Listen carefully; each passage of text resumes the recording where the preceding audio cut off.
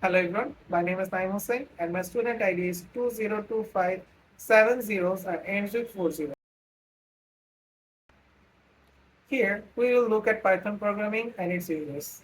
Python is a popular, useful, and easy to read programming language, often seen as a great first language for new coders because it's simple to write. It's used in many areas like making websites, scientific work, AI, machine learning, data science, game making, and even computer security. Python is popular because it has easy rules, works on different computers, is open source, and with many ready-made tools, it has a big community that helps each other. And it's fast because you write less code. Python was made by Guido van Rossum and came out in 1991, and it got its name from the comedy group Monty Python.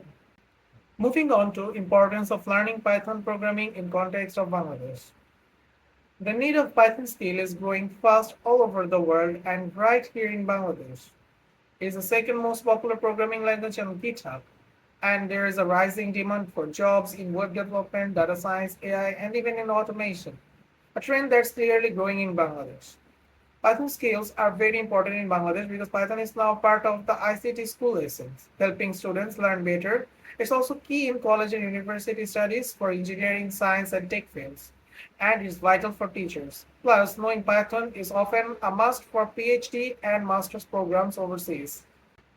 Its strong tools are used in almost all research areas, and there is a clear and growing local market job for Python developers in many new roles.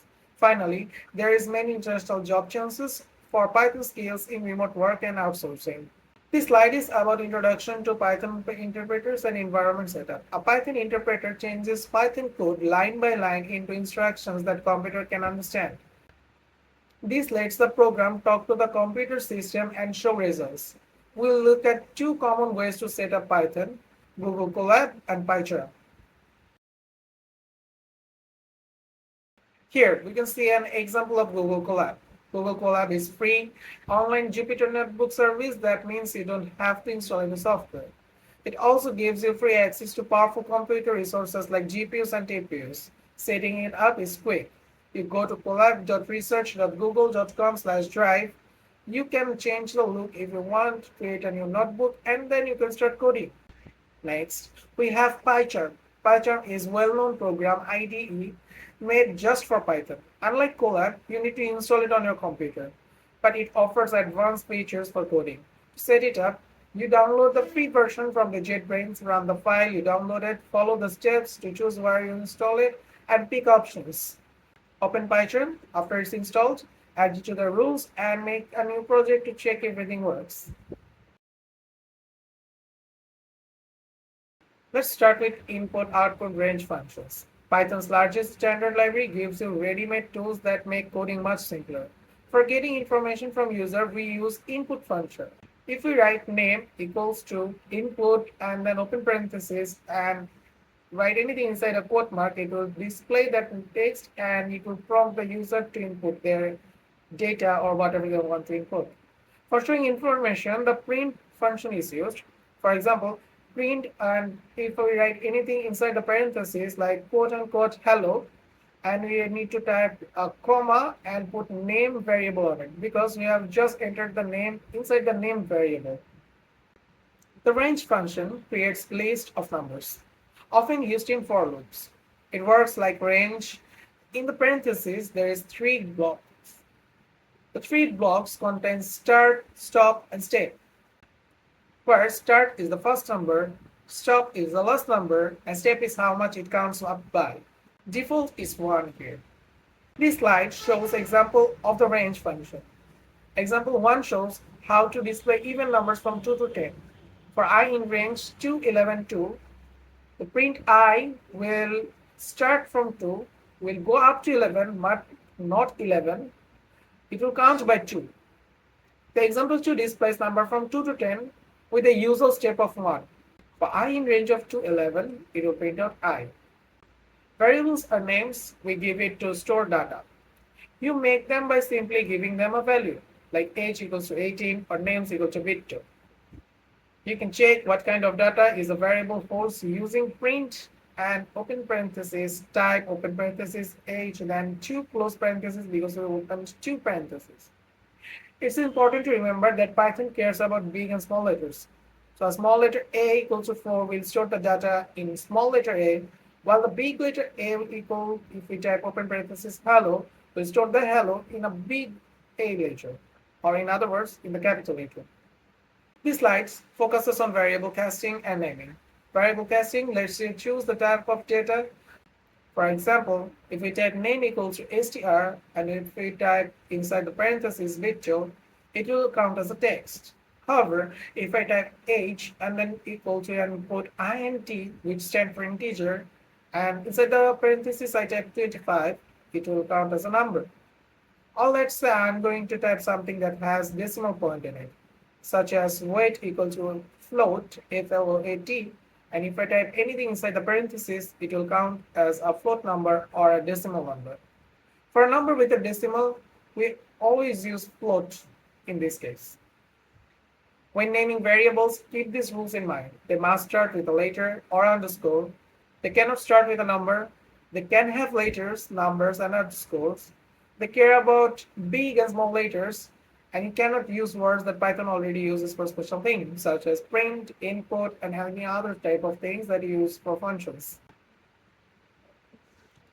Here we show Python data types. Python has many built-in data types, including str for string like hello, int for whole numbers like 10, float for numbers with decimal like 3.14, bool for true or false values like true, list for order groups that can change like 1, 2, hello, tuple for order groups that cannot change like 1, 2, and then hello, range for number sequence like range 5, the dictionary or DICT in short for data stored as key value pairs like name, Victor, age, 25, etc. There are also other types of data like complex and set. This slide introduces operators in Python. Operators are special symbols that do things with variables and values. The values or variable that an operator works are called operands. Python has different kinds of operators, such as math operators, compare operators, assign operators, and many more, which we will explain later. Let's look at arithmetic operators. These are used for common math problems. For example, if a equals to 5, b equals to 3, then a plus b gives 8. A minus b will give you 2, and a times b will give you 15. What a divided by b gives you about 1.666. And a percentage b, in here it's not a percentage, it will be used as a mod, the remainder of the division, and it will give us 2. Next, comparison operators. These are used to compare values and always give back either true or false. If a equals to 11, b equals to 15, then a is greater than b is false, while a is less than b is true. A equal to b is false, a is not equal to b is true. But a is bigger or equal than b is false, but a is less than or equal than b is true. This slide explains assignment operators. These are used to put values in variables. The basic assignment operator is equal. Combined assignment operators do a math problem and then put the result into the variable. For example, if a equals to 10 and b equals to 3, then a plus equal b, which means as same as a equal a plus b. It changes a into 30. In the same way, a minus equal b will make a 10, while a times equal b will make it a 30. And a divided by equal b will make it 10.0. Here, we talk about other Python operators. These include bitwise operators, which work on single bits of data, logical operators, which join true-false statements using and or not. Membership operators, which check if something is in a group using in or not in. And identity operators, which compare if two things are the exact same object in memory using is and is not. This slide introduces mathematical and date-time functions. Python has built-in tools for doing math and working with dates and times. We'll explore the math tools for math functions and date-time tools for date and time tasks. We'll start with using the math library, floor, ceiling, round, etc. To use it, you need to import math. The floor function gives you the largest whole number that is less than or equal to x.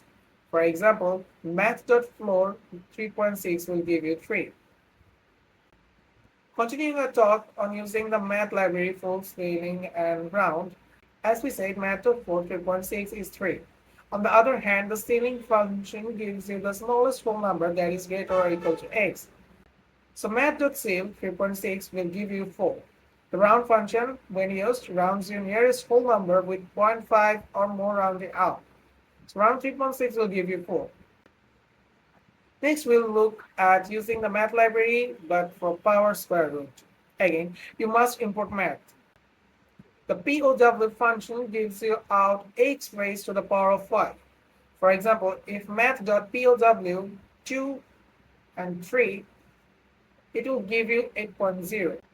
While the sqrt function finds the square root of x. So math sqrt of 16 will give you 4. The factorial function calculates the factorial of x. For instance, math.factorial 5 will give out 120. The log function calculates the natural logarithm of x. Math.log 10 is about 2.3. Math.log 10 is about 2.302.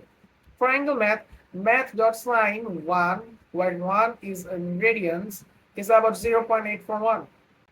Now we move to the datetime library. To use this, you need to import datetime. To get current date and time, you need to use datetime.now and parentheses, which will then show you the current date and time. After you import datetime, you can change how dates look using strftime on in short start f time parenthesis method. For example, current underscore datetime dot strftime, and then in the parentheses if we type %y dash %m dash %d, this is just how the formatting of the date should look like. Now it will show the date in year, month, day format. Common codes for formatting includes %y for year, %m for month, %d for day, %h for hour, %m for minutes, and %s for second. You can find more codes in Python's official help document. Let's go to string manipulation in Python. Strings in Python are like ordered lists of characters, letting you get to each character using its position or index, which starts from 0. For example, if name is Python, then print if I put name and third bracket 0, it will show P in output. Slicing lets you take a part of a string and using the colon symbol, so print name, if we put a range 1:3, it will show you YT.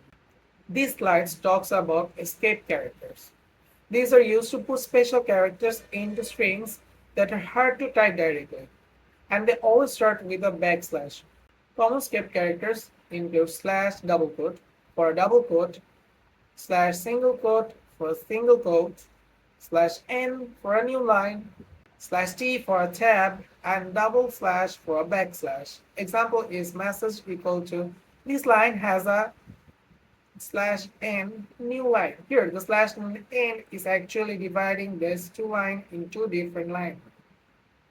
It will show like this line has, then on the below line it will show new line.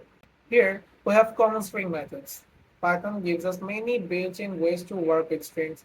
Some example includes capitalize to make first letter big, case false to make all letters small, center to put the strings in the middle of a certain space, count to tell you how many times a smaller piece of text shows up, ends with to check if the string ends with a certain part, find to tell you where the first part of a small letter text is, or -1 if not found, index, which is find but gives an error if not found. The ISALNUM or ISALNUM check if all characters are letters or numbers, and ISALPHA or ISALPHA to check if all characters are just letters. This slide introduces programming errors in Python.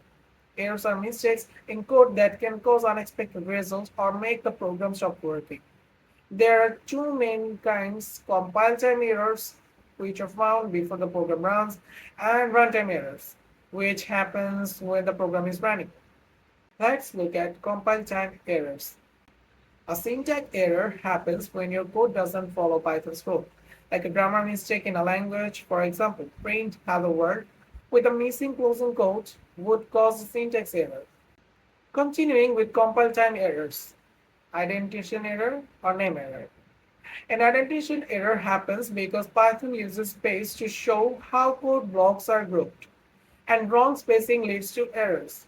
For instance, if a print line inside an if block isn't spaced correctly, it will cause an error, a name error. On other hand, it happens when you use a variable or function without first telling the Python what is it, like typing print x while x hasn't even given a value. Now we'll talk about runtime errors. These errors happen while program is running, even if the code looks correct. A zero division error occurs when you try to divide some number by zero.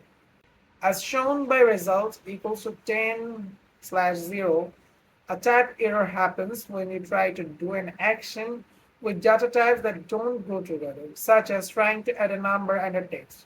Result equal to 5 plus hello. This does not go together.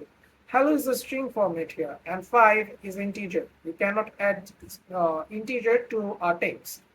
This slide explains error handling.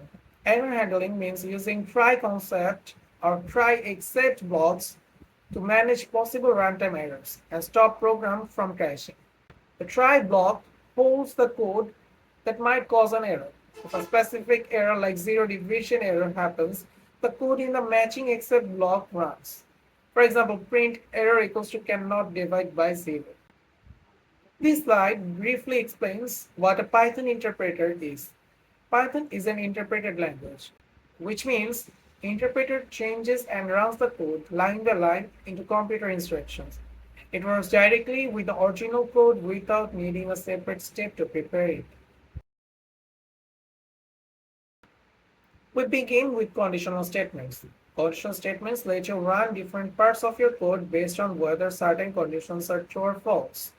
Python uses simple check like equal to, not equal to, less than or equal to, greater than or equal to. These checks are used with if else, else if, and if else statements. Let's look at the if statement. The if statement runs a block of code only if a specific condition is true. For example, if number 1 equals to 2 and number 2 is equal to 12, the condition number 1 is greater than number 2 is true. So print first number is greater than second number. So this code will run since number 1 is actually greater than number 2. The next is if-else statement. This statement runs the block of a code if a condition is true, and a different block if the condition is false. In the example, if number 1 is equal to 20 and number 2 is equal to 12, and if the condition number 1 is greater than number 2, where false is true here, the code will then send it to the else block to run. Now this slide covers if-else if statement. The if-else if statement takes many conditions one after another. If the first condition is false, then it checks the else if condition. For example, if number 1 is equal to 10 and number 2 is equal to 10, the if condition number 1 is greater than number 2 is false, but else if condition number 1 equal 2 is true. So it prints statement runs. Finally, we'll look at the if else statement. This whole statement checks many conditions. If the first if and elifs are conditional are false, only then the code will run in the else block. In the example, if number 1 is equal to 5, number 2 is equal to 10, both the if and else if conditions are false. So the code in the else block will run. This slide talks about loop in Python or repetitive execution. Loops are ways to run blocks of code many times. The for loop goes through items in a list, string, or range with basics from its item sequence. The while loop runs code as long as the condition is true. Its basic form is to write while condition, then the code you want to run. Here we present project-based learning applying programming concept. The main goal is to solve real-world problems using Python. One example is a teacher showing a child marriage protection program where the age entered decides if someone is old enough. The student work alone or in groups on a problem like grade calculator, where a score gives a later grade. In the end, student will show their problem, code, and solution to the class. This slide introduces a fun project, rock, paper, scissors with conditionals. The goal is to make a Python game of rock, paper, scissors using if, else statements. The game works like this. The player picks a hand, computer picks one randomly, and the winner is found based on the results. Rock beats scissor, scissor beats paper, and paper beats rock. This slide shows the code for the rock, paper, scissors with conditionals. Gets what the player chooses, makes the computer's random choice, and then uses if, else to find out who won based on the game's rules. Also showing what computer picked. We started computational thinking algorithm flowcharts. Computational thinking means the thinking like a computer, breaking down big problems into smaller, easier parts, solving each part, and then putting the solution together. This way of thinking is very important for programming and solving problems in real life. An algorithm is a step-by-step ordered set of functions to solve a specific problem. It's like a plan for writing code. A flowchart is a picture that shows an algorithm using shapes and arrows to explain the steps and how the problem is solved. Creating algorithms and flowcharts, the rules and the symbols. An algorithm has steps in order to solve a problem, the input, process, and the output. And it must be clear and have a clear end. When writing steps, you usually define what you need to input. Name your storage spot, which is a variable, do the work, operations like math or decision, and then how the result is going to get shown or the result. A flowchart is a visual way to show an algorithm using shapes. An oval for start end, a parallelogram for input output, a diamond for making a decision, a rectangle for process, and arrows to show the way the steps goes. An example of finding the area of a rectangle is given. This slide gives you example of solving problems with algorithms and flowcharts. Example 1 is adding two numbers start, get AB, add item sum equals A plus B, show sum, and end. Example 2 is changing Fahrenheit into Celsius. Start, get the Fahrenheit, do the math, C equals to 5 by 9 times 5 minus 32. Show the result in C or Celsius, and then end. Example 3 is finding the bigger of two numbers. Start, get number 1, number 2. If number 1 is bigger than number 2, then show number 1, else it will show number 2. Here we compare list, set, tuples, purpose and key differences. List. This is an ordered group that can be changed. Allows repeated items and you can use numbers to find them. It's best for order lists that you might need to change. Set. This is an unordered group that can be changed but only holds unique items, no repeats. And it cannot use numbers to find items. It's good for unique items and checking if something is present. Tuple. This is an ordered group that cannot be changed after you make it, allows repeated items, and you can use numbers to find items. It's best for order lists and should not be changed to keep data safe. This slide gives you a more detailed look at list, set, tuples, purples, and key differences.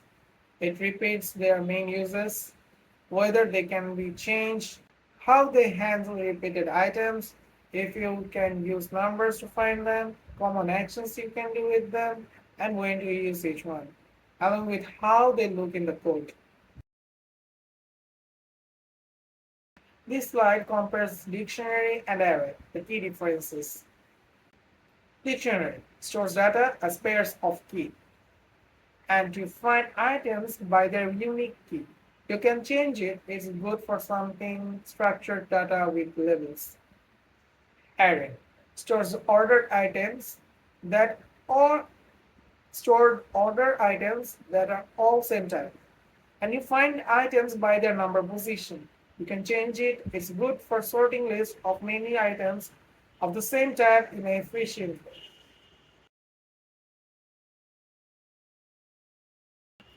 These slides introduces functions, what they are and how they're built.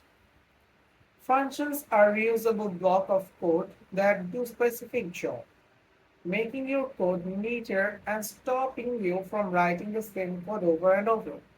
Think of them like a blender that takes ingredients and makes juice, while ingredients here is an input and juice is your output. Python has built-in functions like print and label.